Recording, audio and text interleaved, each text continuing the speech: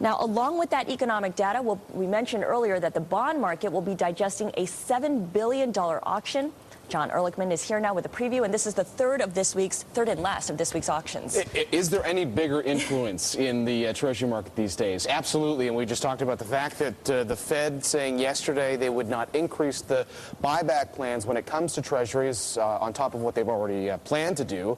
And then Goldman Sachs has talked about the potential for $3.3 trillion in new government debt hitting the market this year. Now, if we use the other auctions we saw this week as a guide, could see some healthy demand today. Remember, we had a 2-year and a 5-year auction already.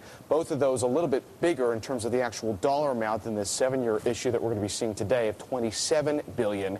And of course, Scarlett, we know that at the longer end, that's where a lot of people have been asking more questions, say demand for 30 years in the marketplace. By the way, we can also take a look at the spread between the 2-year and the 10-year. We know, and we showed you the 10-year chart earlier in the program, that the 10-year has come back. That's over the past month. The 10-year has come back in terms of yields from its highest levels of the month. Economists polled by Bloomberg still expecting that we are going to see those yields come down a little bit more as we move into the third quarter. Okay, we'll look for that. Now, meanwhile, Treasury's on track for their worst quarter since 1980. Wow. There you go. But this is obviously part of that risk story, Absolutely. right? You know, on a total return basis, Merrill Lynch tracks this Treasury performance down about 3% over that period. And probably just as interesting, Scarlett, is the fact that corporates over that stretch, over the past 3 months, up about 10%. The high yield market, 22% return. Not a bad return. Yeah, absolutely. John Ehrlichman, we'll hear from him a little bit more later on.